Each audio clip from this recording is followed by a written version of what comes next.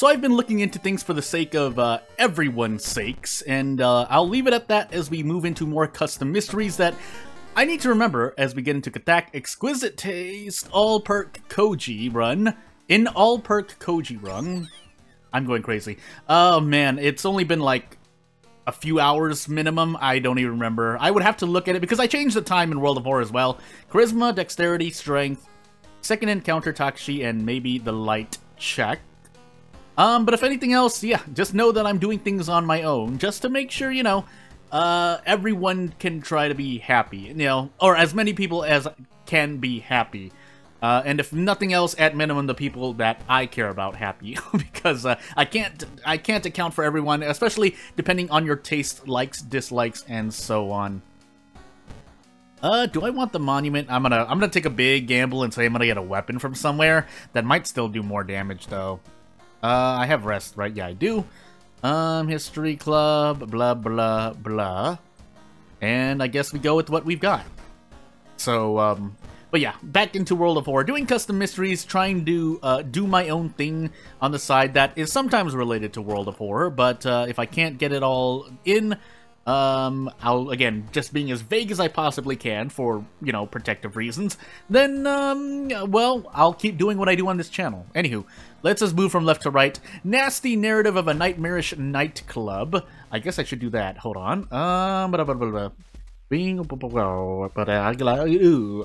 Yeah. So, nasty narrative of a nightmarish nightclub. The latest hotspot in Shiokawa is a new dance club. Themed after a rather popular manga, the club features pounding electronic music, neon lights, and strobes.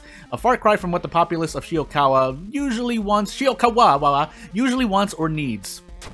I do the same for my own work. If it sounds like I'm being insulting, I'm not, because I do that to catch things and then I correct myself when I'm writing my own things anyway. So just off the side. However, despite that, it's been rather successful. There's always a line around the square to get in. Any idol worth her weight in gold is trying to get in. Yakuza are always present, showing off their might. Even an American tourist or two is drawn to the limelight. Everything seems on the up and up, except for the fact that Koji received a phone call from his friend Rina, panicked and not making any sense. Something about almost being abducted and the club harboring a sinister intention. Then the line went dead. Okay, cultists, let's dance, says reporter man. By the way, I mean, I'm not going to say anything else other than I do appreciate the music. But let's see here. I want to do some preparations. School, forest. We're going to visit the school, right? We're talking about a club. We're going to interview the students. Is the connection I'm trying to make? Maybe not. Also, I just realized that since I'm not using the vanilla mysteries, I'm not guaranteed a guaranteed item. So I guess into the history club we go. And we're really hoping, well, or fast hands, really. Yeah, I'll check one more time. Yeah, we just happened to get a Koji perk. That said, no,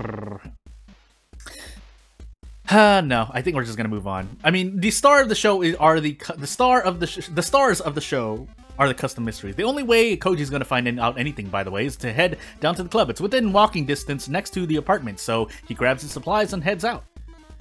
But yeah. Open up! It's the club, it's the bouncers that want something. It's a fairly nice night for a walk in Shiokawa. But yeah, I'm hoping for a weapon, otherwise this video might not be very long. I mean, again, the rule I kind of work around is if I die in the second or third mystery, I start over. Access denied! In order to get into the club, Koji is going to have to be vetted by the bouncer. Seems like he's more interested in turning away customers than letting people in. Only certain clientele are getting through, and Koji doesn't know what the criteria is for entry. He absolutely has to get into this club, though. The only question is how. I have the strength, I have the power.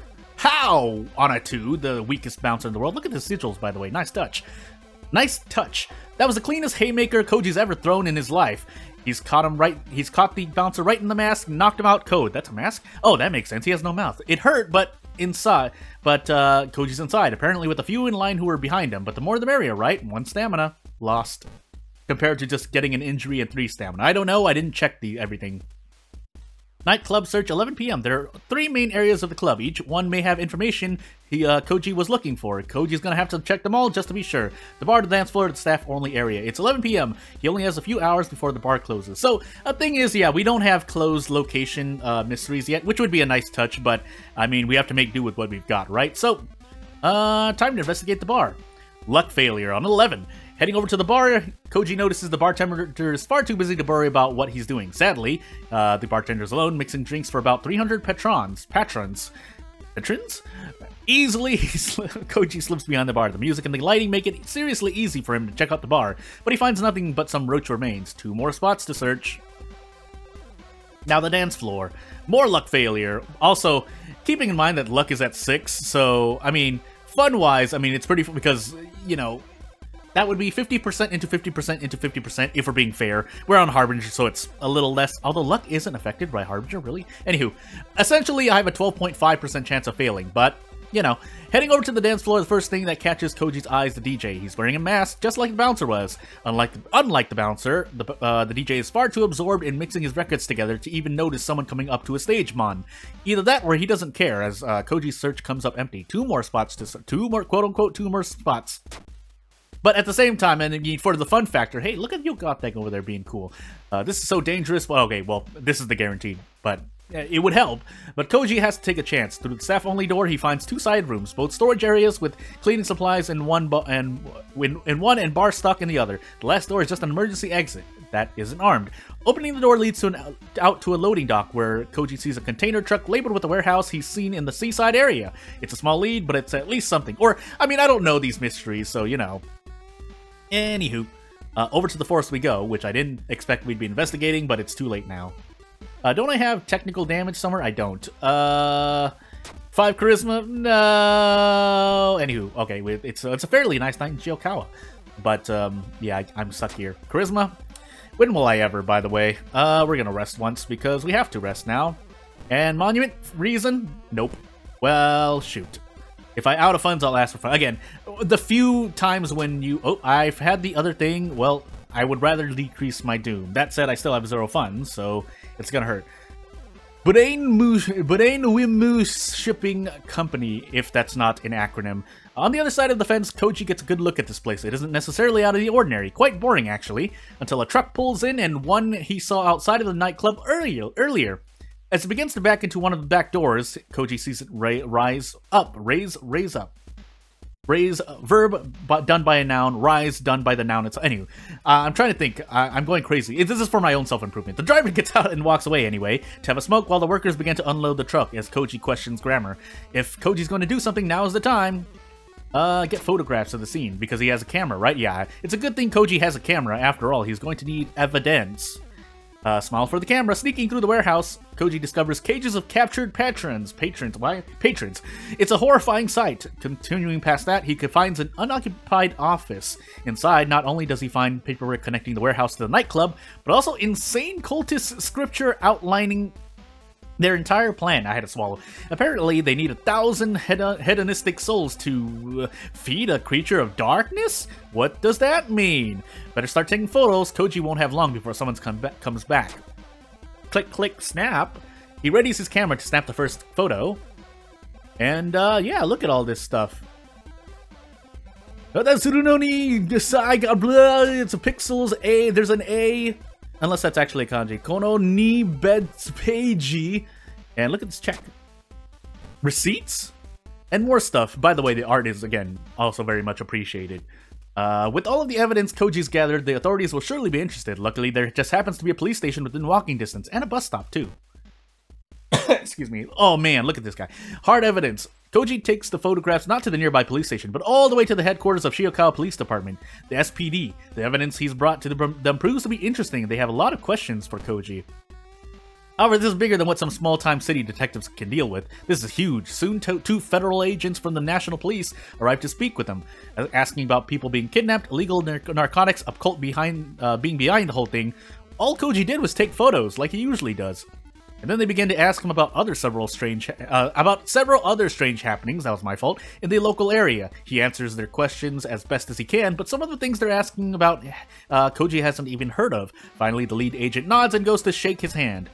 Don't leave Shiokawa. We will be in touch. Expertise like yours is well rewarded, like taking a camera. Listen, he had to sneak around. Anyway, the next day, Koji reads about the NPA taking down an entire cult overnight. The rest make national headlines. Koji's a hero. Even though there's a spider god looming in the distance, but hey, it's a nice morning to rest. Ending A. 30 experience. Help! But yeah, anyway, moving on. Is that roads closed, by the way? That looks like roads closed, and that makes me very sad. Anywho, let's move into our next mystery. Yeah, let's do another by another author, and yeah, I mean, it's kind of, you see what's on the screen. Koji has friends called Walter and Jesse in town. Not maybe the same, even though likenesses may not be, you know, likenesses may look like something, but hey, you never know. They've asked Koji to meet up with them. They said it was important. Wonder who it could be. Put this old god away, Walt. I'm not gonna summon eldritch beings with them right now. Anywho. Oh, actually gets locked out, which is interesting. They said it was very important. Koji worries what shenanigans they might be up to. They told him they parked their RV in the forest for some reason. I have a lot of forest investigations. Look at that icon, by the way. Anywho. We'll stick with the max threat level, why not, and the BGM. Hopefully this doesn't somehow hurt the video. If it does, I mean, you wouldn't be watching it. Yo, they greet Koji in a mysterious manner, in a friendly manner. I need you to pick up some ingredients for me. That's my best anyway. Growls under his breath. Oh, and take Jesser with you. By the way, yeah, so +2 combat damage, +1 charisma. Anywho, moving into the seaside. I forgot to read the thing, but it's fine. It's less fine. It's fine. Running way ahead of him, Jesse frantically tugs at the warehouse door. It's shut! He shouts at Koji. Any ideas? Well, don't have a crowbar, so failing strength. Putting all his weight into it, Koji hurts himself, and then oops. There's a police officer. Well, hey, you know. By the way, that's right, I don't have a weapon. Take these eldritch... Actually, you're a human enemy. Take this... That's pretty overkill. Anywho, by general, by the way, I think the mystery is too. This is gonna be great, Jason says with a toothy grin. Mr. White's gonna be so happy to see us, he'll say, yeah. Koji tells Jesse to be quiet and that he should hurry back, as that RV picture shows up in the bottom. Out of curiosity, I wonder how many investigations. Anywho, breaking news. Once he's at the RV, Koji notices that something is wrong. With a pit in his stomach, he and Jesse both frantically search. There's only one more place to search as they search all around the RV. To his dismay, Walter's nowhere to be found inside the RV either, and someone's wrecked the entire place with broken beakers and chemistry papers scattered all over the floor. Among the mess, however, he finds a single note, a ransom note. Hey, look at that. Hello, go do things. Anyway, Jesse blurts out insanities in a panic, flailing his arms around. That's not the correct word, but hey, Koji tells him to calm down in Shiokawa. He assures Jesse that, you know, we'll do the thing, so do the thing. Also noting I still don't have a weapon. That makes me very sad. 6 strength, come on. There we go. Well, I mean, it's better than nothing, but at least I can escape 1. Probably an encounter in the future, if anything else, but I would really like a weapon. That would be nice. Why have I done this to myself? At this point, I should technically trading 1 Doom and 11 experience for 1 fund so I don't get out of funds. And we'll move on. That's right, I have fast hands. I should have been improvising. Anyway, finally after 8 whole hours, Koji arrives at the... he sees Walter and his captor coming out of the building. Before Walter's captor can finish his speech, however, Walter interjects. Open the package, rip it open. Before Koji can react, Jesse snatches the package out of his hands and starts ripping it open. Well, we get a can of acid and something changed, question mark. Well, let's do the thing then. 1 more investigation, which also increases Doom, or doesn't increase Doom in this case. Well, let's do this. So, yeah, if nothing, yeah, -3 all. Yeah, -3 all. The pain, well, it does help, because, I mean, you gave me damage, thankfully. But, what are we on? Why am I doing so much damage again? Oh, because, the ally. So, -3 all. I can hand out, he's an Eldritch enemy for whatever reason. I mean, not that that's a bad thing. I'm just, woo! 6 strength, by the way, so I might as well do this. But yeah, if nothing else, you know, obviously, though, well, I think I'll have to see. Because, as long as I'm talking, robots can't hurt me, right? Also, yeah, the Hasty 8 turned into that, but nothing much I can do about that. This Mangled Hand might kill me, though. So, let's hope for the best as I think I can do this. Unless I somehow die to... Oh, not prep. This. Unless I somehow die to, the Mangled Hand again. I don't have anything else, so let's hope. Good. I didn't get to take the thing. Well, I did get 20 experience. After defeating the boss, the cage that previously held Walter captive slowly devolved into nothingness. And this is some weird eldritch stuff. Anyway, after hugging everyone, we part ways. And Koji thinks to himself, maybe the friends was the meme we made along the way. So, yeah, let's just get our experience and go. Again, fun-wise, it is fun. I just hope robots don't hurt me. Or strength, why not? I think we still have our bat, right? So, yeah. If nothing else... Oh, no, we don't. If nothing else, at least the mystery works for the most part. Again, a choice could end up crashing it, but for now... Anyway...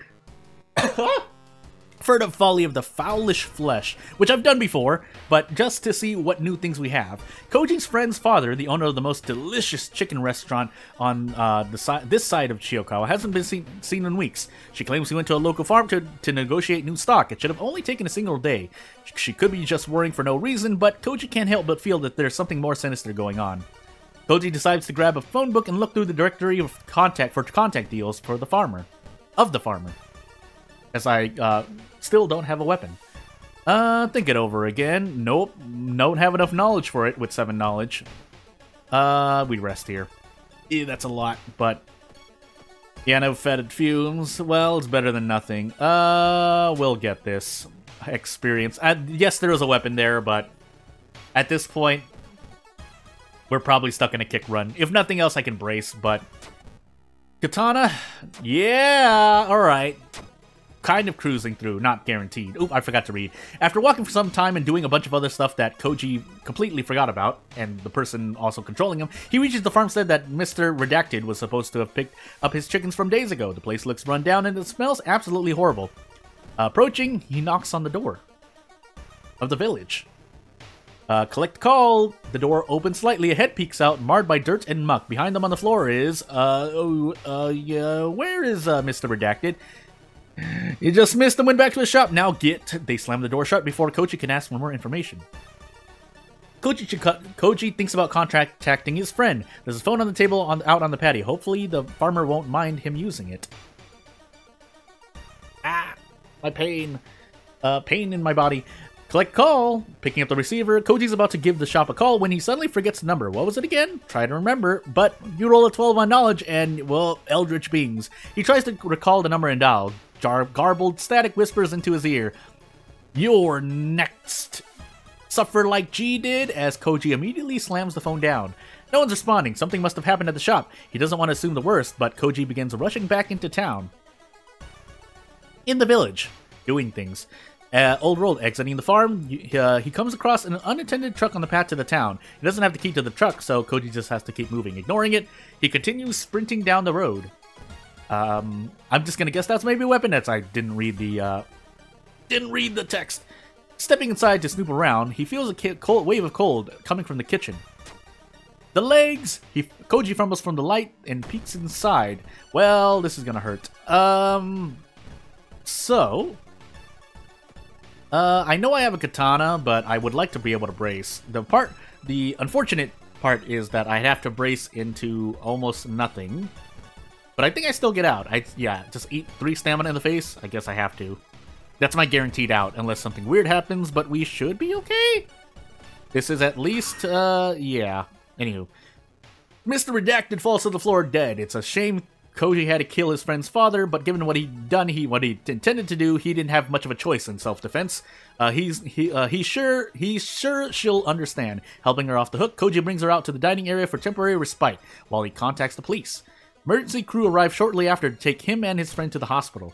The night passes. Koji hears reports that there were other victims in the freezer whose corpses were barely recognizable, having been turned into quote-unquote food and served to the customers. It's clear that the establishment will be condemned by the end of the week. It's not long until he's given a clean bill of health, but the same can't be said for his friend. She'll have to spend the rest of her life in the wheelchair. Regardless, Koji stopped the human meat processing for now, but it's only a matter of time until some other restaurant wishes to satisfy their own cannibalistic cravings. Koji returns to his apartment and flops onto the bed exhausted, thoughts about the incident lingering in his head. He probably won't be eating chicken again for a long while. But yeah, also, out of a curious question, if anyone knows how to do region-friendly quotation marks, let me know so I can do the same when I'm doing my stuff. Anywho. Yeah, we might as well take deduction now. We have 2 mysteries left, but that's more than enough. Also, hot bath would be nice to get my bats back. Actually, that probably would have been better. But I've already chosen my perks, so whoops. So into silhouettes we go. I think no. If I have done it, well, we'll do it again because reasons. I'm sure I haven't read everything. So, strange sightings of the shadowy silhouettes. There it is again, another of those creepy, shadowy beings looking at Koji from the nearby alley. When he approaches one, they flee. When he runs away, they keep staring until he loses them in the crowd. I didn't read the rest. Why do I do this to myself? Koji hates the creepy stares of the two tiny eyes, shaped like pinheads. He shakes their gaze off and starts to move, as always, as he can simply lose them in the crowd. Or can he? I still have this pocket knife, by the way. Perception? Thank goodness I can pass something. To Koji's horror, the shadowy being has started following him this time. It is slowly creeping through the crowd, its piercing gaze locked on you. He needs to get out of town. Some of his family lives in a nearby village. He needs to call them and ask for help, so he runs to the apartments first. And runs into a struggling artist who wants stuff. Actually, you know what? Take my experience. Or Koji's experience. During the phone call, Koji's cousin is obviously put off by his son's request, but is accommodating enough to let him stay for a while, or at least for the night. But to get to her home, Koji needs to catch a bus that stops by her village, and for that, he needs to reach the bus station, and it's located a few intersections away. Forget that he's investigating the building. Suddenly, empty bottle breaks, and we pocket knife awake as as Koji goes for the bus. He boards the bus and sits down on the seat next to the door. He breathes a sigh of relief, not finding any of them, single quote unquote, amongst his fellow passengers. In about half an hour, he should be at his cousin's place. Or so he thinks. But they were there, though! Koji arrives safely in the village, but when the bus drives away, he notices something. He freezes when one of them is staring at him from the back of the bus. Were they inside with him the whole time? -1 reason, guaranteed. But again, not that that's a bad thing. At least that should tell the player that, hey, don't stay on 2 or 3 stamina or reason. Anyway, they're here, by the way. When Koji's cousin opens the door, he freezes in terror. He ignores her cheerful smile and her hand raised in greeting.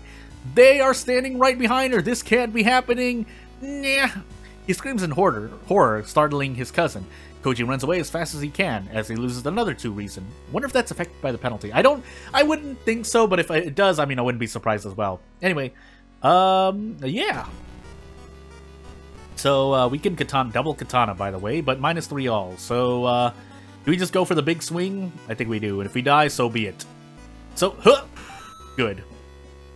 I really should rest, or at least visit the tree for stamina, so I guess we'll do that. While we have the, oh, we also still have a mangled hand. Whoops! Let's take care of that. I was too immersed! Thank you for the discharge summary, though.